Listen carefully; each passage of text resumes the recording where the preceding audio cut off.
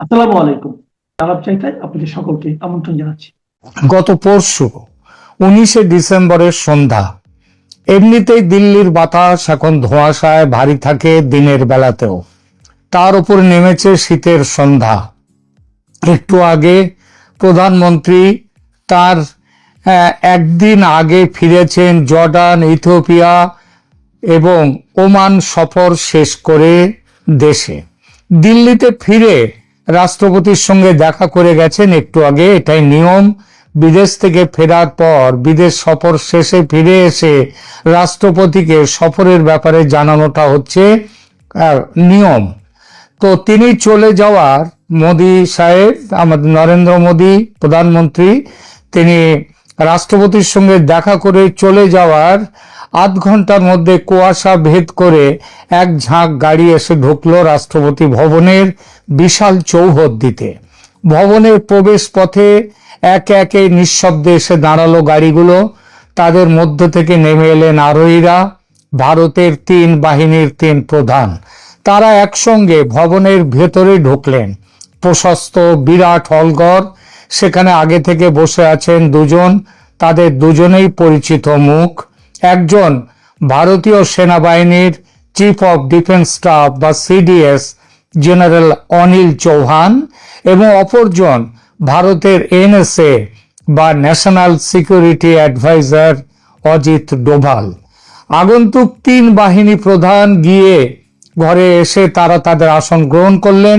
প্রায় সঙ্গে সঙ্গেই বাড়ির ভেতর থেকে ঘরে এসে ঢুকলেন লেফটেন্যান্ট কমান্ডার যশস্বী সোলাঙ্কি। তিনি, যশস্বী সোলাঙ্কি, দেশের রাষ্ট্রপতির প্রথম মহিলা এডিসি বা অ্যাসিস্ট্যান্ট ডে ক্যাম্প। এডিসি ঘরে প্রবেশ করে এক পাশে অ্যাটেনশনের ভঙ্গিতে দাঁড়াতে না দাঁড়াতেই তার পেছনেই প্রবেশ করলেন উজ্জ্বল সাদা শাড়ি পরে, তার সঙ্গে সঙ্গেই প্রবেশ করলেন উজ্জ্বল সাদা শাড়ি পরনে এক সাধারণ চেহারার অসাধারণ মহিলা, ভারতের প্রথম আদিবাসী মহিলা রাষ্ট্রপতি শ্রীমতী দ্রৌপদী মুর্মু। ঘরে উপবিষ্ট সেনাকর্তারা সবাই উঠে দাঁড়িয়ে অভিবাদন করলেন। রাষ্ট্রপতি মহোদয়াও হাত জোড় করে প্রতি অভিবাদন জানালেন। যে যার আসন গ্রহণ করলেন। তারপর মিনিট 15 ধরে কথাবার্তা চলল, বাংলাদেশের পরিস্থিতি নিয়ে কথা। অজিত ডোভাল এবং অনিল চৌহান অল্প কথায় বুঝিয়ে দিলেন কিভাবে ভারতের নিরাপত্তার পক্ষে বিপজ্জনক হয়ে উঠেছে বাংলাদেশ, সেখানকার জঙ্গিতন্ত্র, সেখানকার সরকারের ভারতের বিরুদ্ধে শত্রুতা। এই একই কথা কিছুক্ষণ আগে রাষ্ট্রপতিকে জানিয়ে গেছেন প্রধানমন্ত্রী নরেন্দ্র মোদী ও স্বয়ং। পরিস্থিতি জানেন বলে সিডিএস ও এনএসএ যখন সব বর্ণনা করছেন, রাষ্ট্রপতি মহোদয়া মাথা নেড়ে সমর্থন করছেন। তারপর এক সময় তিনি বললেন, আপনাদের মতো আমিও মনে করি এবার ব্যবস্থা নেয়ার সময় এসে গেছে। ব্যবস্থা নেয়ার মানে বড় কোনো ব্যবস্থা, যেটা সামরিক বাহিনীর সর্বাধিনায়ক হিসেবে দ্রৌপদী মুর্মু, রাষ্ট্রপতি দ্রৌপদী মুর্মুর এখতিয়ারভুক্ত। তিনি বললেন, অর্থাৎ সামরিক ব্যবস্থা নেওয়ার কথা। কবে, কখন, কিভাবে আপনারা অপারেশন করবেন, সার্জিক্যাল স্ট্রাইক করবেন না যুদ্ধ, কোনটা করবেন তা নির্ধারণ করার পুরো অধিকার আমি আপনাদের বিবেচনার উপরে ছেড়ে দিচ্ছি। রাষ্ট্রপতির অনুমোদন পাওয়া হলো, বৈঠক আপাতত শেষ। যে যার মতো বেরিয়ে এলেন রাষ্ট্রপতি ভবন ছেড়ে। সেনাবাহিনীর 3 প্রধান অজিত ডোভাল ও অনিল চৌহানের পরবর্তী গন্তব্য সাউথ ব্লকের আর্মি হেডকোয়ার্টার বা AHQ। সেখানে প্রতিরক্ষা মন্ত্রী রাজনাথ সিং অপেক্ষা করছেন। এবার তার সঙ্গে কথা বলে চূড়ান্ত রণকৌশল আর একবার ঠিক করে নেয়া সেইটা করা হবে। সেই বৈঠক সেরে 3 বাহিনী প্রধান এবং সিডিএস চৌহান যাবেন সেনাবাহিনীর প্রধান কার্যালয় সেনা ভবনে নয়াদিল্লিতেই। প্রিয় দর্শক, গত পরশু আমি একটি এপিসোড করেছিলাম যার শিরোনাম ছিল, ভারত কি এখনো চুপচাপ দেখতেই থাকবে? ইনকিলাব মঞ্চের ওসমান আলী হত্যাকাণ্ডের পর বাংলাদেশের সরকারের প্রত্যক্ষ প্ররোচনা ও মদতে যেভাবে ভারতের বিরুদ্ধে তীব্র কুকথার আক্রমণ চলছে, যেভাবে ভারতীয় হাই কমিশনকে আক্রমণের লক্ষ্যবস্তু করা হচ্ছে, যেভাবে হিন্দুরা নতুন করে ও আরো বড় করে আক্রান্ত হচ্ছে, যেভাবে দীপু দাস নামের হিন্দু যুবককে ইসলাম অবমাননার মন গড়া ও মিথ্যা ধোয়া তুলে প্রকাশ্যে নৃশংসভাবে হত্যা করা হয়েছে, এসব দেখে ভারতের সহ্যের সীমা টুটেছে। সবচেয়ে ভয়ঙ্কর হলো কোনো ঘটনাতেই কোনো গ্রেপ্তার নেই। একটু ভুল বললাম, দীপু দাসের হত্যার ঘটনায় 7 জনকে গ্রেপ্তার করা হয়েছে বলে জানা গেছে। কে জানিয়েছেন এই গ্রেপ্তারির ঘটনা? পুলিশ নয়, সরকারের কোনো দপ্তর নয়, জানিয়েছেন স্বয়ং প্রধান উপদেষ্টা ইউনূস মিয়া, মোহাম্মদ ইউনূস। তিনি কেন? রাষ্ট্রপতির সবুজ সংকেত পাওয়ার খবর কি তার কানে গেছে? তাতে কি শেষ রক্ষা হবে? শান্ত হবে ভারত? আমার সেই প্রতিবেদনে আমি এটাও বলেছিলাম, ভারতের সর্বোচ্চ রাজনৈতিক ডিসিশন মেকিং বডিতে আলোচনা চলছে, আরো কিছুটা অপেক্ষা করা হবে, নাকি এখনই উচিত শিক্ষা দিতে ব্যবস্থা নেওয়া হবে। এই সিদ্ধান্ত নেয়ার ব্যাপারটা তখনও আলোচনার মধ্যে ছিল। গতকাল রাষ্ট্রপতির সঙ্গে প্রধানমন্ত্রী ফিরে এসে যে সাক্ষাৎ করেছেন, তারপর 3 বাহিনীর প্রধান, সিডিএস ও এনএসএর একযোগে ও একত্রে সাক্ষাৎ করা বুঝিয়ে দিয়েছে বাংলাদেশকে কি ধরনের শিক্ষা দেয়া হবে সে বিষয়ে সিদ্ধান্ত নিয়ে ফেলেছে ভারত। কি সেই সিদ্ধান্ত, তার পুরো বিবরণ অবশ্য এখনো পাইনি।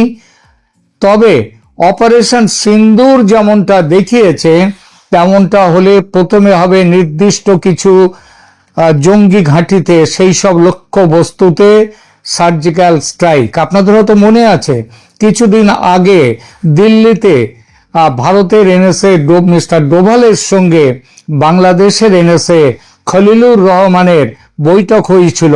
তারপর আবার কয়েকদিনের মধ্যে আবার ডোভাতেও বৈঠক বসেছিল, সেখানে আমেরিকার প্রতিনিধিরাও ছিলেন। এসব খবর আপনারা জানেন। তো সেই সময় বাংলাদেশকে ভারতের এনএসএ অজিত ডোভাল বেশ কিছু জঙ্গি ঘাঁটির তাদের ঠিকানা, তাদের লোকেশন সবকিছু জানিয়ে দিয়েছিলেন। তো সার্জিক্যাল স্ট্রাইক এখন হলে সেই সার্জিক্যাল স্ট্রাইকের আওতায় বেশ কিছু জঙ্গি ঘাঁটি যেমন থাকবে, তেমনই থাকতে পারে যমুনায় ইউনূসের বাসভবনও। হয়তো এই খবরটাও পেয়ে গেছে বাংলাদেশের সেনা, তারাও এটা ভাবছে। তার জন্যে এখন ড্রোন উড়িয়ে মাঝে মাঝেই ইউনূসের যমুনার উপরে নজরদারি চালাচ্ছে বাংলাদেশের সেনা। তো যাই হোক, আল শামস, আল বদর, আনসারুল বাংলা টিম, জামাত, এদের জঙ্গিদের চেয়েও মোহাম্মদ ইউনূস যে আরো বড় জঙ্গি এবং জঙ্গিদের সংরক্ষক, ভারত বর্তমানে সেই পাকা সিদ্ধান্তে পৌঁছেছে এবং বুঝেছে ইউনূসের পতন না হলে বাংলাদেশের বর্তমান জঙ্গিতন্ত্র খতম হবে না, এটা ভারত দৃঢ়ভাবে মনে করে। সুতরাং রুট অফ অল কজেস, ইউনূসের পতন চাই আগে। ভারতের সেনাবাহিনী সেই কথাটি মাথায় রেখে সার্জিক্যাল স্ট্রাইক চালাবে। তবে শুধু সার্জিক্যাল স্ট্রাইক করে থেমে যাবে ভারত এমন মনে করার কোনো কারণ নেই। ইউনূস বিদায় নিলে ইউনূসের মতের ও পথের আর কাউকে ক্ষমতায় বসাতে পারে জামায়াতের শীর্ষ নেতারা ও তাদের পৃষ্ঠপোষক পাকিস্তান এবং কিঞ্চিত কিছুটা আমেরিকা।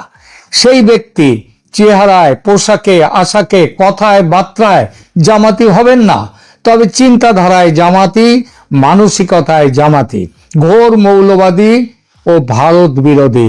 তিনি হবেন গোঁফ দাড়িবিহীন মৌলবাদী বুদ্ধিজীবী, এই নোবেল জয়ী ইউনূসের মতন।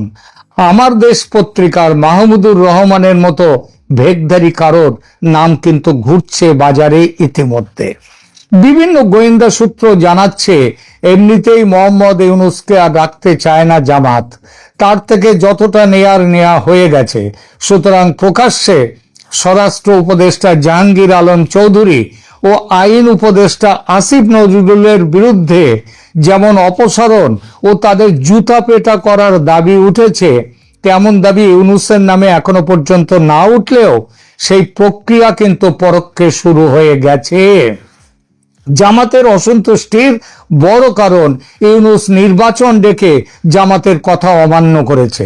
তবে ওসমান হাদির খুনের ব্যবস্থা করে ও দেশব্যাপী বিক্ষোভ আন্দোলনের সাহায্যে নির্বাচন অনির্দিষ্টকালের জন্য যাতে স্থগিত রাখা যায়, সেই চেষ্টা সম্ভবত জেনারেল ওয়াকারুজ্জামানের সঙ্গে জোট বেঁধে সেই চেষ্টা করে ইউনূস ড্যামেজ কন্ট্রোলের কিছুটা চেষ্টা চালাচ্ছেন।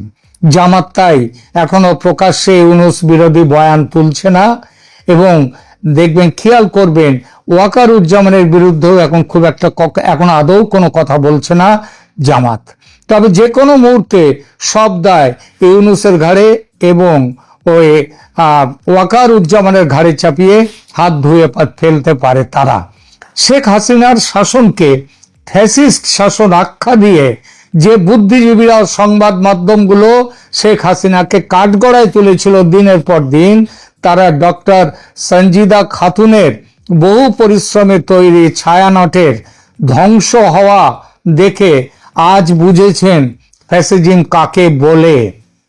যে প্রথম আলো আর ডেইলি স্টার লাগাতার হাসিনা বিরোধী প্রচারণা চালিয়ে গেছে, তাদের দপ্তরে আগুন লাগার পর এখন তারাও বুঝছে ফ্যাসিস্টদের চেহারা কেমন হয়।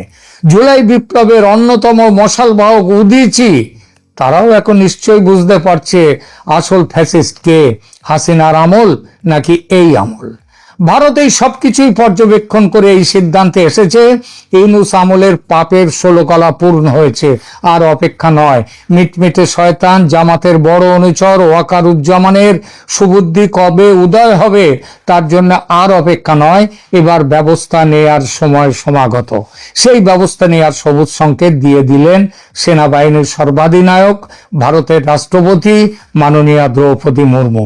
আগেই বলেছি, কড়া বার্তা দিতে প্রথমে সার্জিক্যাল স্ট্রাইক, কিন্তু একই সঙ্গে পরিকল্পনায় আছে চিকেন স্নেক চওড়া করে এলিফ্যান্ট স্নেক করা।